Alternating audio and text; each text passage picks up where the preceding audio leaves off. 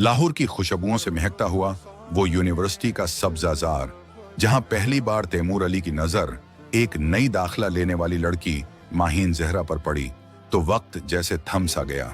तैमूर, जो सादा लिबास, पुराने मोबाइल और खामोश मिजाज का तालिब-इल्म था, इंजीनियरिंग के चौथे सेमेस्टर में था और उसकी दुनिया सिर्फ किताबों और ख्वाबों तक महदूद थी।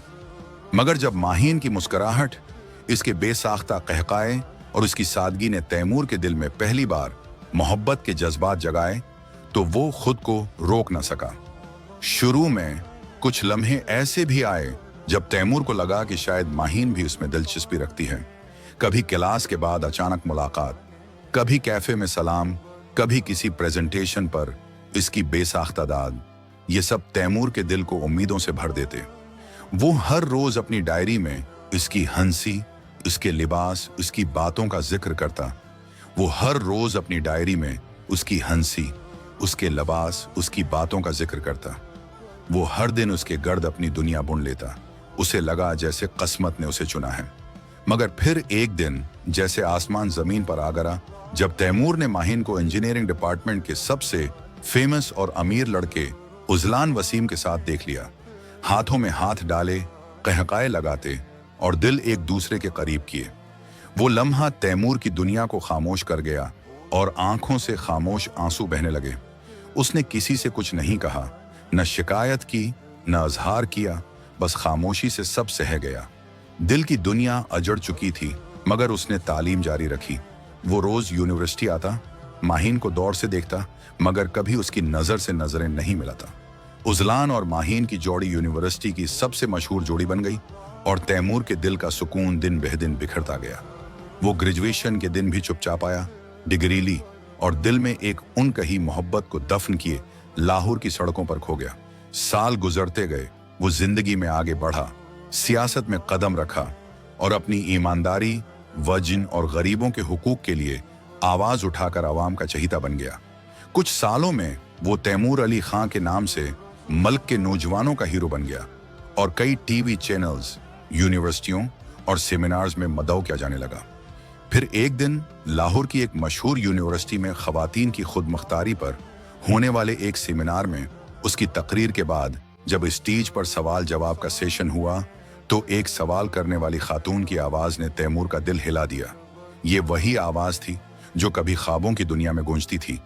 ये माहीन जहरा थी जो अब एक एनजीओ में काम करती थी। सालों बाद पहली नजर, पुरानी यादें, सब कुछ पल भर में लौट आया।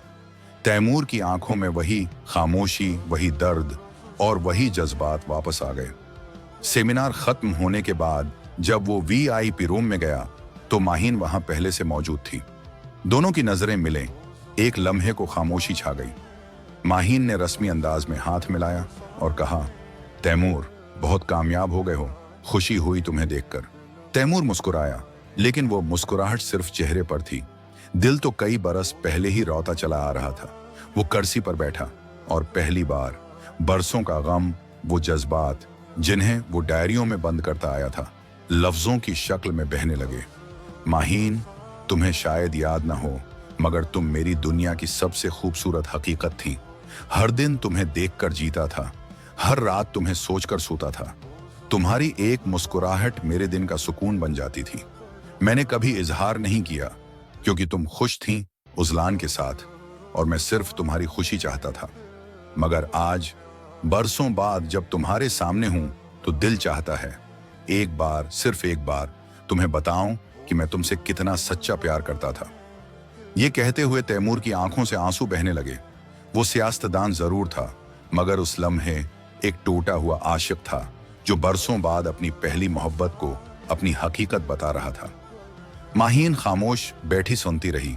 उसकी आंखों में भी नमी थी और दिल में बेचैनी, मगर वो कुछ न बोली, बस आहिस्ता से तैमूर का हाथ थामा और कहा, काश वक्त थोड़ा सा मेहरबान होता। फिर वो चली गई और तैमूर खिड़की से बाहर आसमान की तरफ देखता रहा, जैसे वो जानता हो कि कुछ मोहब्बतें सिर्फ दिल में जिंदा रहती हैं, जिनका इंजाम नहीं होता मगर वो हमें मुकम्मल कर देती हैं। और वो मुकम्मल हो चुका था क्योंकि उसने अपना इश्क सच्चा निभाया था।